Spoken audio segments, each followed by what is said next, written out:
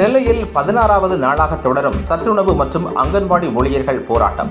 அதிமுக மாவட்ட செயலாளர் தச்சை கணேசராஜா நேரில் ஆதரவு. தமிழகம் முழுவதும் சத்துணவு மற்றும் அங்கன்வாடி ஊழியர்கள் பல்வேறு கோரிக்கைகளை வலியுறுத்தி தொடர் போராட்டங்களில் ஈடுபட்டு வருகின்றனர். அந்த வகையில் நெல்லை மாவட்ட ஆட்சியர் அலுவலகம் முன்பாக சத்துணவு மற்றும் அங்கன்வாடி ஊழியர்கள் தங்களது 16வது நாள் போராட்டத்தை தொடர்ந்து முன்னெடுத்து வருகின்றனர். இந்நிலையில் கடந்த 3ஆம் தேதி முதல் தமிழ்நாடு சத்துணவு மற்றும் அங்கன்வாடி ஊழியர்கள் தொடர் போராட்டத்தில் ஈடுபட்டு வந்தனர். மறியல் போராட்டம், காத்திருப்பு போராட்டம் உள்ளிட்ட பல்வேறு போராட்டங்களில் ஈடுபட்ட சத்துணவு மற்றும் அங்கன்வாடி ஊழியர்களை நேரில் சந்தித்து நெல்லை மாநகர் மாவட்ட செயலாளர் தச்சை கணேசராஜா ஆதரவு தெரிவித்தார்.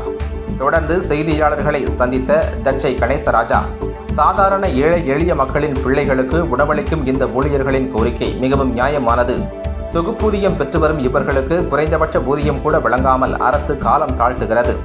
அதிமுக எப்போதும் உழைக்கும் மக்களின் பக்கம் இருக்கும் என்று அவர் தெரிவித்தார். நெல்லை மாவட்டம் பாளையங்கோட்டை, வண்ணாரப்பேட்டை, செல்லப்பாண்டியன் சிலை அருகே மறியல் போராட்டத்தில் ஈடுபட்டனர். இந்த மறியல் போராட்டத்தில் ஈடுபட்ட அங்கன்வாடி மற்றும் சத்துணவு ஊழியர்கள் 150க்கும் மேற்பட்டோரை போலீசார் கைது செய்தனர். தொடர்ந்து அவர்களுக்கு அதிமுக மாநகர் மாவட்டம் சார்பில் மதிய உணவு வழங்கப்பட்டது.